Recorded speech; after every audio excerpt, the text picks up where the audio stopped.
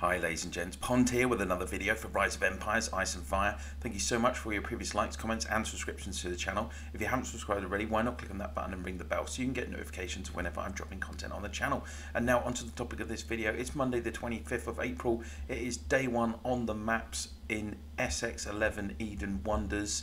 What a mouthful that is. So the new season is upon us.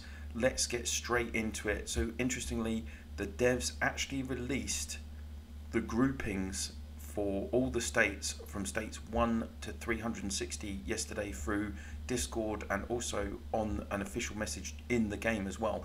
So we were able to prepare and look at who we were against and which maps we were on with a few hours in advance before going on.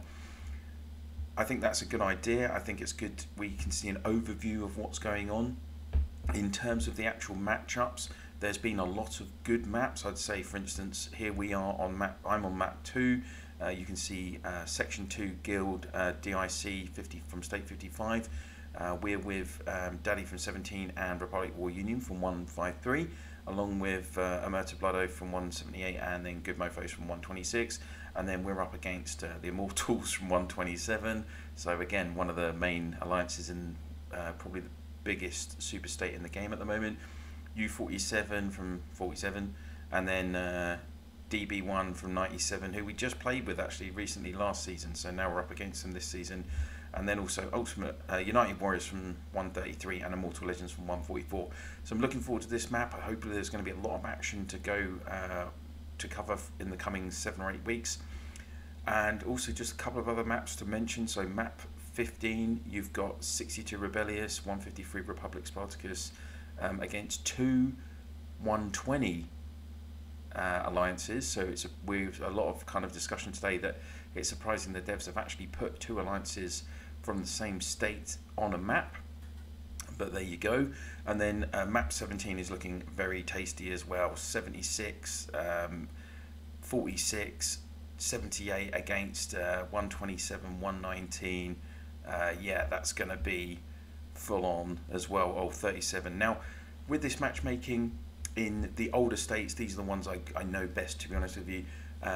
You know, there's been a lot of even maps, but also there have been some crazy weird stuff like Boss from 37, one of the strongest alliances in the game. They've ended up on a map where they are clearly, by a large margin, they are the strongest alliance slash what we guild now on that map. So the devs have improved the matchmaking, but it's still not perfect. And now for all those players in Boss who are, you know, one of the most active, well-organised alliances in the game, they've basically got a nothing season ahead of them. And when you're, you know, investing money in the game, you want to be competitive, you want to actually have some fun, some battles in Eden. You know, I can understand their disappointment from ending up on that map. 78 from state 78 as well, something they had some kind of issue with their sign up, and now all their players have had to sign up individually, and they've all ended up all scattered across the maps. I think we've got a couple on our map as well, so not perfect. The devs still really need to look into this. While we're at it, let's have a look at some of the later or the newer states. So states 185 to 296 have got SX11 Wonders.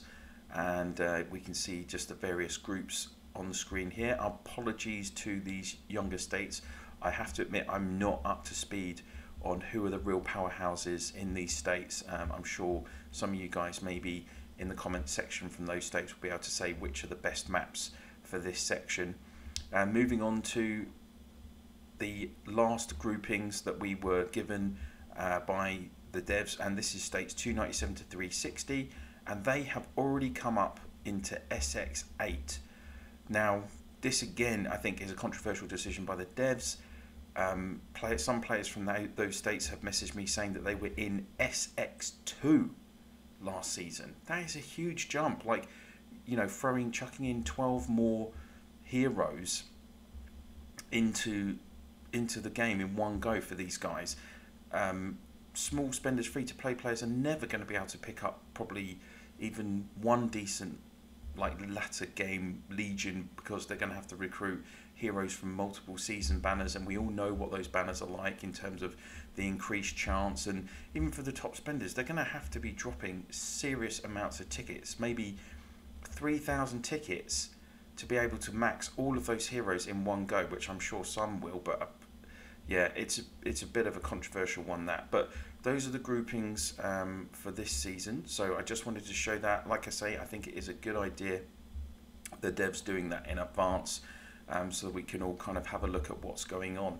In terms of on the map, well, a couple of small changes aesthetically first, which is that, you know, in terms of the tile levels, the higher the level of the tile, the more detailed the kind of image. So you can see, for instance, let's just take, you see this crumbling level 10 mine is much more detailed than level 6. Now this, to be honest with you, when I was half asleep this morning at 6 AM, when I got up to get on the map, I was like, what is going on?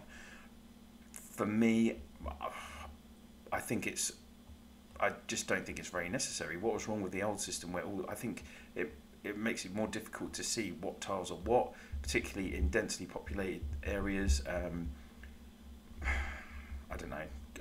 Let's just put it this way. They could have invested their time in looking at the algorithm for matchups, or even just doing some manual changes to the matchups to make it a bit consistently competitive for all of the alliances in the game.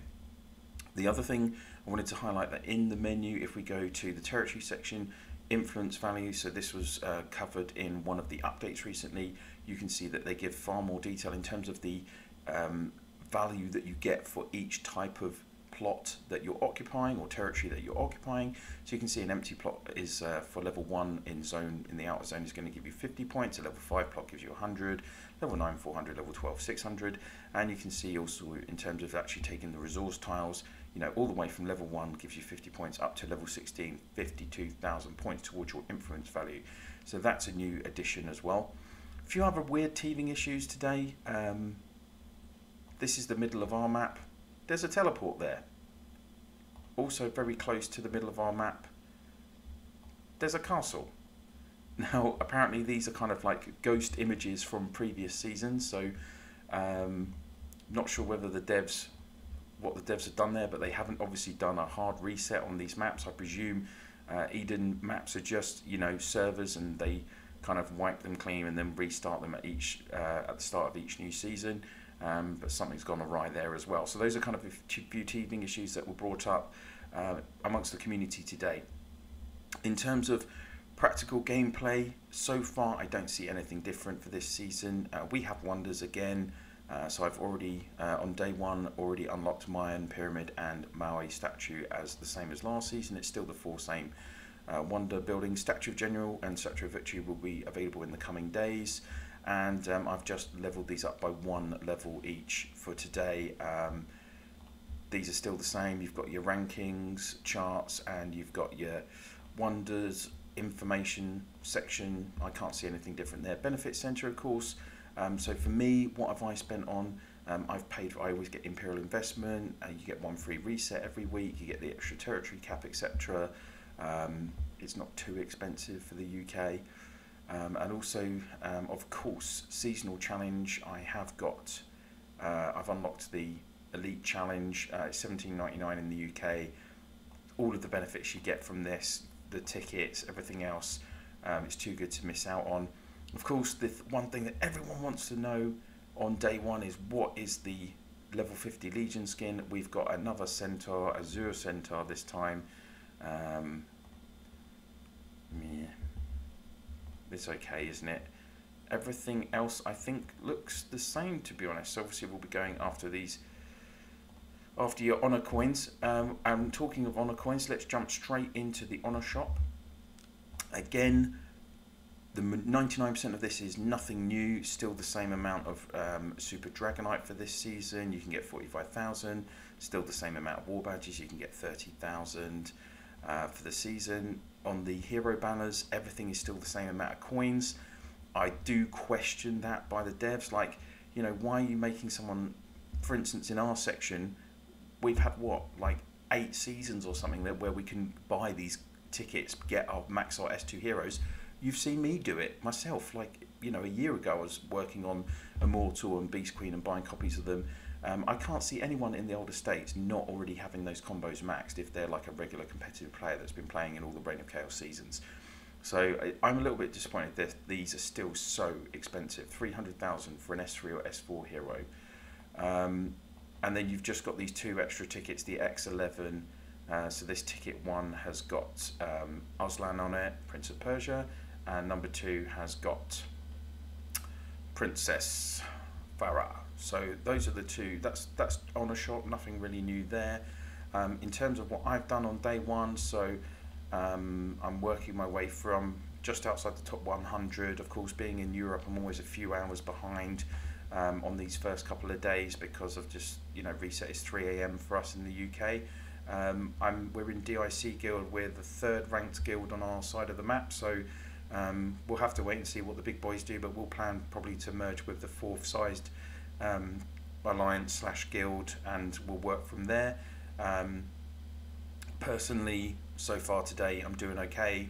I'm ranked 3rd or 4th for Rockies in here. I don't know why it keeps doing this bug where it doesn't show everyone in your alliance, but I'm up to 3,400 loyalty. That's okay. I'm forcing 11s, and in terms of what I've done with my spec points, I've done my usual fortress reset. I'm not going to dwell on that because I've covered it in multiple videos. And then in terms of my points, I've done what I usually always do. Again, I'm not going to dwell on that, the extra 1,200 loyalty to the right. This time, because I've got a few more points, I have added an extra 3rd processing queue, which I think is really key in these early stages to have as many processing queues as possible. The reason I haven't added a 4th is because once you reach level 5 of Seasonal Challenge, you get that extra processing queue anyway. In terms of green, I am still pushing for I'd like to push for as much honour points as possible.